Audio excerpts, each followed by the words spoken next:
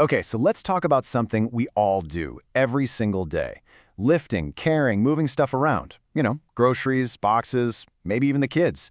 It feels so normal, right? So automatic. But what if I told you that this everyday activity is actually one of the biggest hidden dangers we face? Well, today, we're going to break down how to protect our most valuable piece of equipment, our back. So just how big of a deal is this, really?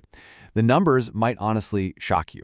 They paint a really clear picture of what's happening in workplaces and even our homes every single day. I mean, come on, look at this. It's just a box. It's a task millions of us do all the time without a second thought. It seems totally harmless, doesn't it? But the data, well, the data tells a completely different story. And here's that story. Get this. Over a third, a full 34% of all reported workplace injuries are because of manual handling. It's not the big dramatic accidents with heavy machinery we always think of. Nope, it's the simple everyday tasks that are actually causing the most harm. And this isn't just about personal pain. It has a massive economic cost. We're talking over 90 million pounds lost to industry every single year, all from injuries that are, for the most part, preventable. That's a huge hit to productivity and healthcare. To help you wrap your head around just how many people this affects, check this out. In just 1 year, 460,000 people suffered a back injury. That is enough people to fill a giant 90,000-seat sports stadium 5 times over. The scale of this is just immense. Now, this right here is probably the single most important idea to grasp.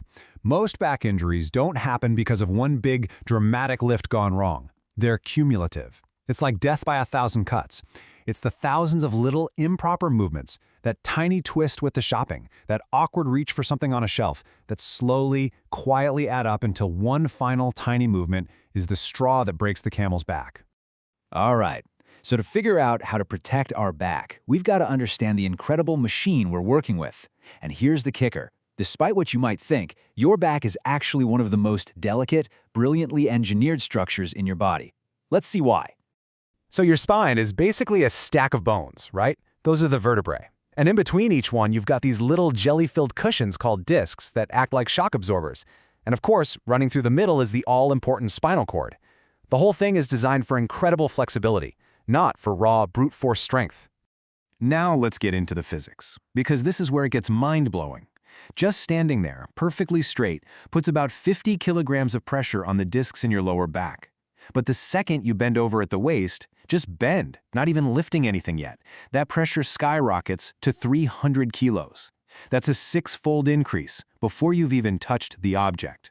And this whole thing becomes even more critical as we get older. When we're young, those discs are plump and resilient. But over time, they get less nourishment, they start to dry out, and they become more brittle.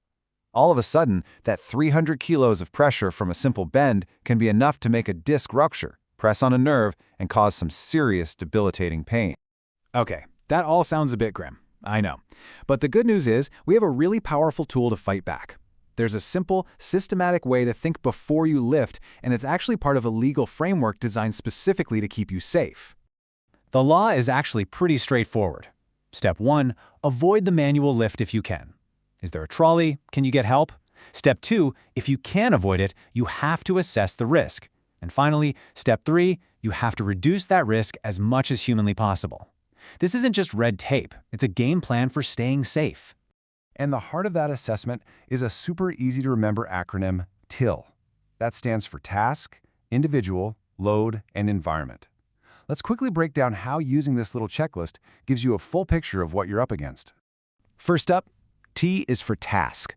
You got to look at the action itself. Are you going to have to twist or reach? Is this something you're going to be doing over and over again? Will there be enough time to rest? Understanding what the task demands is your first line of defense. Next, I is for the individual. Come on, we're all different, right? So we have to think about who is actually doing the lifting. Do they have a history of back trouble? Is their clothing super restrictive? A lift that's perfectly fine for one person might be a real hazard for someone else. Safety is definitely not one size fits all. Then we have L for the load. And this is a big one. It's not just about how heavy something is. Is it bulky and awkward? Is the weight inside going to shift around? Can you even see over it? Trust me, a light but awkward load can be way more dangerous than a heavy but compact one. And finally, E is for the environment. You have to look around you. Where's this lift happening? Is the floor wet or cluttered? Are there stairs or tight corners to deal with? Is the lighting bad? The environment can turn a simple job into a seriously high-risk situation. Okay, we've used T.I.L.E, we've thought it all through. Now it's time for the main event, the physical technique. This is your moment-by-moment guide to pulling off a perfect and perfectly safe lift every single time. All right, let's walk through the 6 steps. 1. Prepare. Size up the load and make sure your path is totally clear. 2. Position. Get close to the load with your feet apart for a nice solid base. 3. Now here's the golden rule. Bend your knees and your hips. Keep that back straight. Do not bend at the waist. 4. Get a firm, confident grip. 5. Lift smoothly and exhale as you go up. Hug that load close to your body. And number 6, to turn, move your feet. Never ever twist your back while you're holding a weight. But look, knowing how to do one perfect lift isn't the whole story, not even close. Real long-term back safety goes way beyond that single moment. It's about building smart habits that protect you all day long. This means things like smart storage, put the heavy stuff low, medium stuff at waist height, and the light stuff up high. It means, and here's one for all you office workers, knowing that sitting actually puts more stress on your back than standing. It's about good posture, building a strong core to support your spine, and always warming up before you do anything strenuous. And that really brings us to the final crucial takeaway. Remember what we said? Most back injuries are cumulative. So every single time you reach, bend, or lift, you're making a choice. You are either building a stronger, more resilient back, or you're slowly breaking it down. So after everything we've talked about today, what choice are you going to make?